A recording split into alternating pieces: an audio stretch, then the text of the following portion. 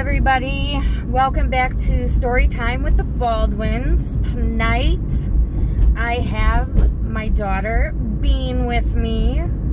And my name is Red Baldwin. Say hi, Bean. Hi. And tonight's topic for Story Time is scary or bad things that has happened to Red, which is me. Let's go ahead and we'll start with the most recent scary thing that has happened to me. But before we do that, just letting you guys know that we are doing a city loop, which is basically we're going to loop around the whole city, and while I tell my stories. So we're gonna make one huge loop. Okay, so the most recent scary thing that has happened to me, do you know what it is? You already told me this, but getting hit by a car. Yep. April 29th of 2019, so a year ago in a few days, I was walking out of the Walmart in the town I was previously living in, and I had only been in Walmart for 5 minutes, not even. I had to go in there, grab 4 things, came out, and I looked both ways, and I was almost all the way across the crosswalk, and all of a sudden I was run over by a 4,000-pound SUV, and it ran over my lower right leg, and it threw me about 7 feet from where I was standing, or where I was at. It was pretty bad. Had the ambulance came, took me to the hospital. There were lots of witnesses. Some were really great. They stuck by me the whole time. And one young lady even called my mom to let her know what was going on. And yeah, it was really scary. Like, it's pretty surreal. Ooh, these roads, I tell ya. It was pretty surreal. Like, I didn't even fully realize what had happened. It was just, it was crazy, because you never think that something like that is going to happen to you. And then it does. And it's almost like, when I watched the video, because I have the surveillance video, when I watched the video, it's kind of like, I know it's me and that it's real and it happened, but yet it seems like it's something that you would see on a TV show or in a movie or something like that. Anyways, this lady, she didn't stop at all. She went and found herself a parking spot, and she didn't ask if I was okay. She didn't apologize. She didn't call the police. She let other people call. And then she didn't give any information, like her insurance information or anything like that. And what were you gonna say? That she talked snotty to the cops. Oh, yep, she did. When she was giving her statement to the cops, she was just really, like, rude and arrogant, and she had this attitude like I was the one that inconvenienced her day. But yet I was run over. And she didn't even go to jail for it. Nope. She didn't get arrested. She didn't go to jail. She didn't even get a ticket. She didn't even get a warning. Yeah. So that was pretty horrible. which made it even worse. I guess, like, I probably wouldn't. I'm pretty angry about the whole situation still a year later because, you know, I have to go to the chiropractor for the rest of my life. I have to go to physical therapy for the rest of my life. If I was the president, I would have put her in jail for about maybe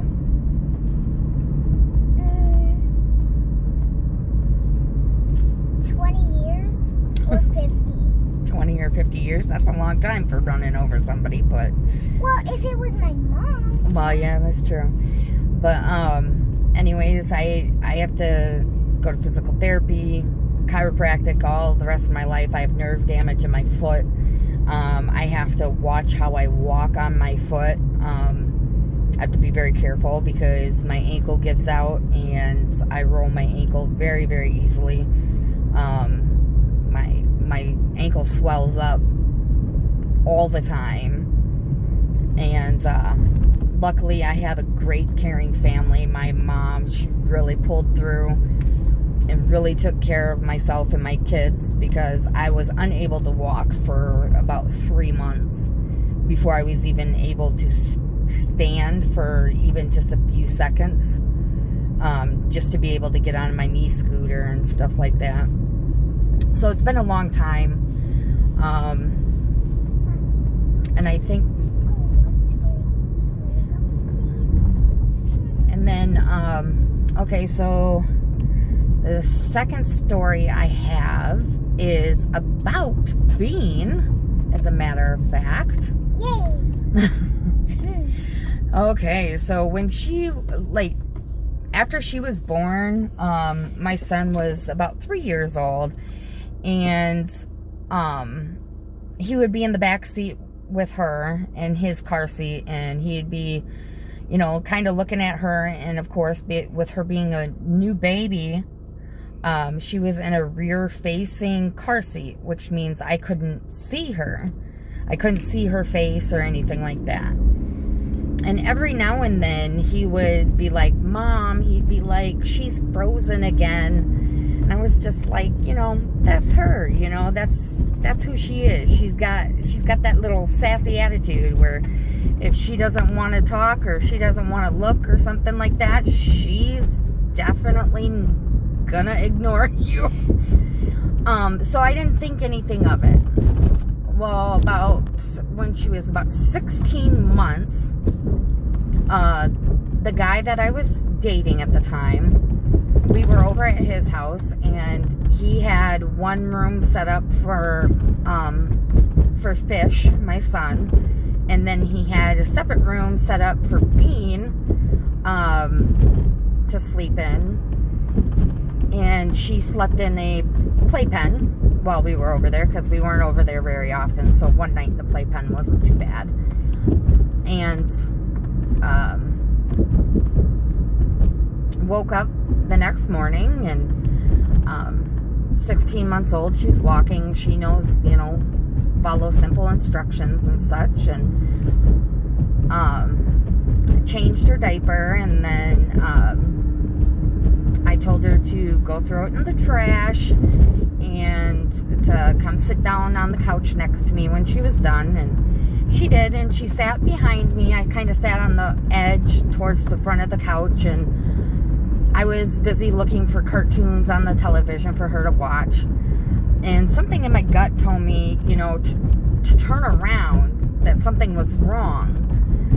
And I turned around, and she was in a full grand mal seizure, and I lost my marbles. I lost my mind, and it was absolutely horrendous to see a small child, let alone my own child, going through a seizure, something so serious like that. And so of course, me freaking out and panicking, my then boyfriend, he woke up, and like, she had, oh God, I think she had 3 grand mal seizures within just a couple of minutes. And then I was on the phone with 911, and he actually lived directly across the street from the police department. Like, you walked out his front door and you were looking at the side of the police department. And so when my call came through, you could, like, all of a sudden I could see all these officers just flooding out the side of the building and running across the street. And they came into the house, and the ambulance got there fairly quickly, and the hospital literally was only about, I would say, 3 minutes from the house where we were at. And so on that trip from the house down to the hospital, she had about, I think they said she had another grand mal seizure. I think it was one. And then when we got into the emergency room, she had 2 more. Let's see, that's 3, 4, 5, 6. Yep. That's about 6. She had 2 more. And then after a couple of hours, they decided to transport her to La Crosse, where we're at right now, in our city that we've recently moved to. They transported her to the Gunderson Lutheran Pediatric Neurology Unit. And I rode with her in the ambulance, and it was horrible. She had multiple grand mal seizures while in the ambulance, and her blood sugar dropped so low that they had to add another IV. So she had an IV in both of her arms. But the worst part is her veins are so tiny, because she's tiny, that they had a hard time getting the IV in. And then it didn't make it any better that when we got close to the city of La Crosse, there was massive road construction. And so there was traffic just backed up on the interstate. And they actually had to go off on the side of the road and drive, down the rumble strips, which did not help them trying to get the IV in. Finally, they got it in. And got her situated. They, gave her multiple bags of glucose to raise her blood sugar. We got up here, and she was here in the hospital up here, which actually we'll be passing the hospital she was in about a couple minutes. And we can show you. And she was up here for full 7 days, and they could not figure it out. She had multiple petit mal seizures. Mama, I need to ask you a question real quick. What's that? Where did you sleep? Where did I sleep? Yeah. I slept in a chair the whole time. Oh, Because sorry. at the time you were a toddler, so they kept you in a almost like almost like a cage. It was a crib, but it had a top that came down, so that way you couldn't fall out of the crib onto the tile floor. But yeah, I slept in a chair. I feel bad for you. It's alright. It was one of those reclining bed chairs or whatever that they have in the hospitals. Was it comfortable? Not too bad. Yeah, at least I'm still alive. Yes, at least you are still alive. Very blessed for that. Praise Jesus on that. Amen. And I'm strong. Yes, you I'm are. strong enough. Yeah, you're a fighter. That's for sure. You're a fighter. You're a little scrapper, sassy butt. anyways, she was up here for 7 days, and all the nurses just thought she was just so stinking adorable and cute. And so the whole time she was up here in the hospital, she was carried. Like, she did not have to take one step. Like, the nurses carried her everywhere and spoiled her rotten, which was, you know, small child. Nurses do a good job of that. This is actually the hospital right here that she spent a weekend. That's so bad. That's so big. This is the Gunderson Lutheran Health System. That's the hospital. We actually had to come here because I felt like I broke my foot, I think, or ankle. I'm not sure. But I felt like I broke it. I couldn't walk on it. I was just really hurt that I started crying in the middle of gymnastics, and I had to quit that day. Well, you didn't quit. You just had to leave practice. I had to come here. Yep. It was really bad for me because I love gymnastics. So then after we got out of the hospital, we went home.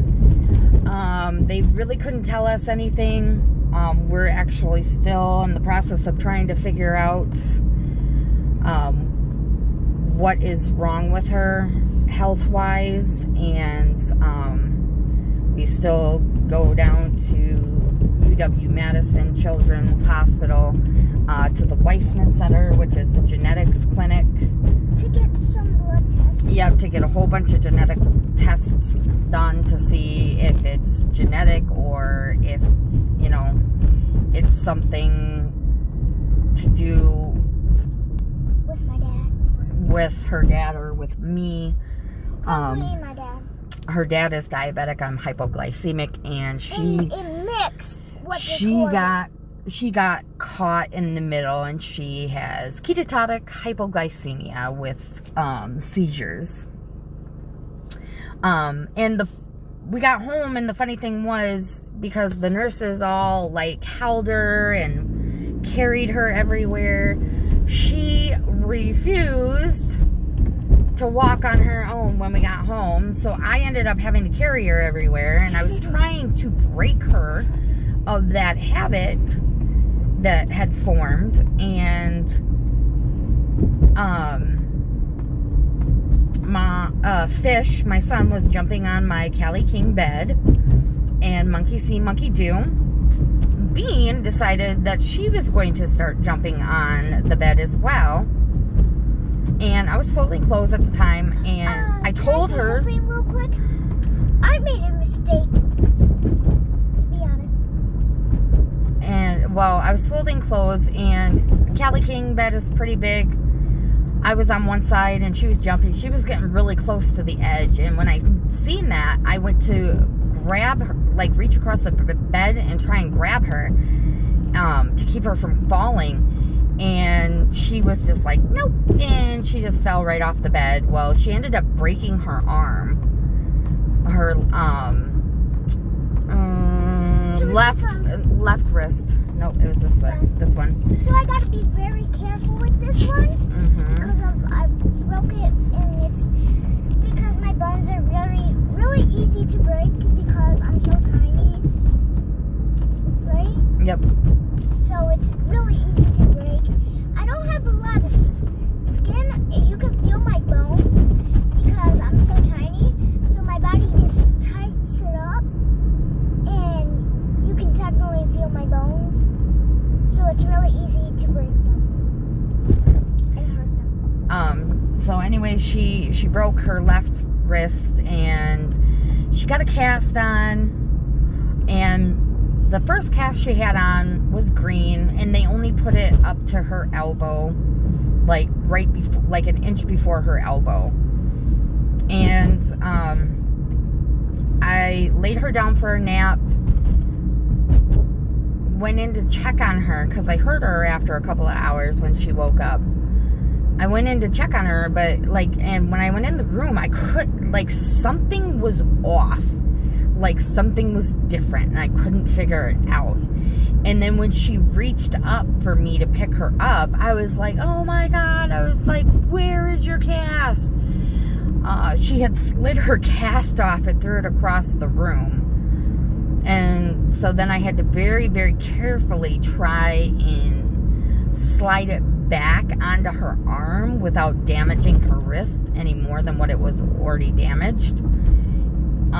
And I did it, but then we had to wait 2 days because it was a weekend, and we had to wait to be able to go into the clinic and get another cast on. And she got a purple one, and I requested that they put it above the elbow and angle her arm so she could not get her off. But then she used that cast as a battering ram and a weapon against Fish. When he was little, she would beat the crap out of him with it. Yeah, so I think those are a couple of my scariest times. Was the accident last year, and then discovering being in her illnesses and her having seizures. Like, it's bad enough when you see an adult have a seizure, but to see a small child, it's just absolutely heart-wrenching to see them go through something like that. And then I think the last episode, the last story time, I had told everybody about being thrown off the second-story balcony back in college by a boyfriend. And so that was intensely scary as well, but I put that in the crazy things that have happened to Red category. And this category is scary things that have happened to me. Bean would like to tell you a scary story that happened to her, so I'm gonna let her go ahead and talk. So the most scariest thing I ever done is or thing that happened to me is when I was little, or a few, I don't know when, but this little boy, it's kind of crazy and scary at the same time, but this little boy, he said he was 4. Now I cannot tell you his name because it's just not safe, but this little boy, we were at the basketball thing. The basketball court? Yeah, and in the park, but we stayed away from the playground because it might have corona. You never know. But we were playing in the basketball court. This little boy came in with his bike, and he was being very rude and mean to me and my friends.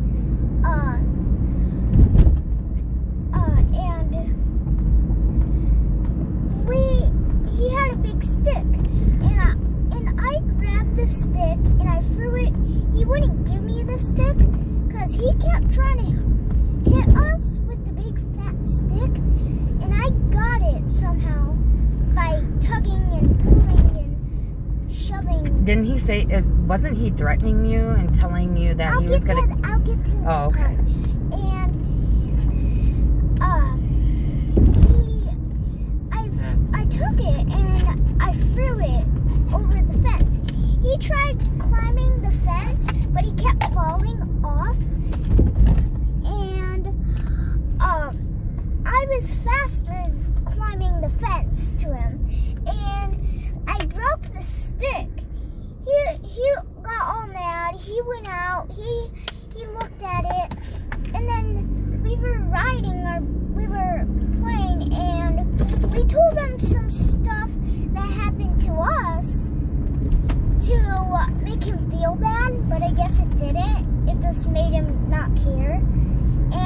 trying to make him feel bad because he was doing something wrong.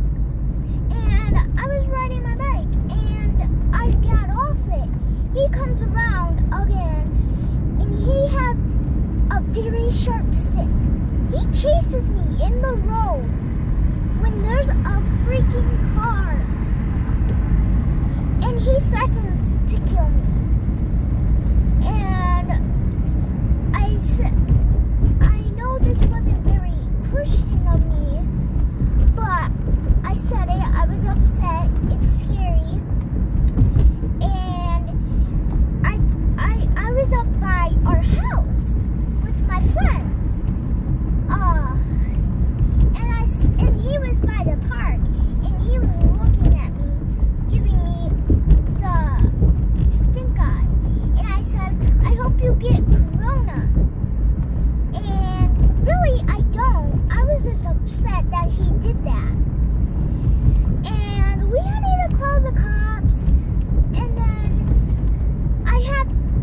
of course, I didn't have the cops' number yet because I come with my mom everywhere. I can't stay home yet. I'm not old enough. But I come with her, so I don't really need the cops' number. But I turned 8 this year, March 17th on St. Patrick's Day. And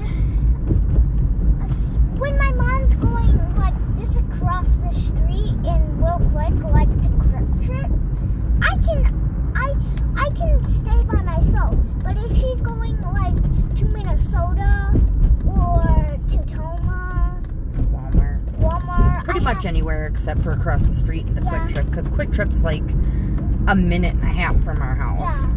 Yeah. And so I gotta go. But Quick Trip I can't. And my brother is book smart because when he was little, I'll tell you, my mom will tell you that story in a minute after this is done. But he's book smart. I'm street smart. Right, Mom? Yep. Because I handled it all by myself. And I handled it all by myself, and while my mom was cooking and listening to her little orange thing. I know it has orange in it, the laughing orange, I think. No, I was watching Mentally Mitch. Oh. But she was watching that, listening to it about wow cooking, and she didn't even come to check on me because she didn't know. She thought I was fine because I'm usually all by myself outside, and I'm usually just, I don't have any problems. So she's like, she's fine, it's okay, nothing's gonna happen. And then I came in, I told her, we had to call the cops.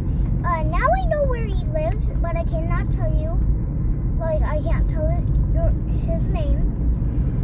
But if he threatens me again or does anything, I know where he lives, so I can tell the cops, so they can talk to his mom and his dad if they live together. I don't know, but because I never been in his house, and I never will. And that's probably the craziest and scariest thing that ever happened to me. Now, before my mom tells you a crazy story about my brother being book smart. Did you just use air quotes? No. Book smart? No. Oh, okay. But I went like this. Okay. Don't forget to like and subscribe to the Baldwin family.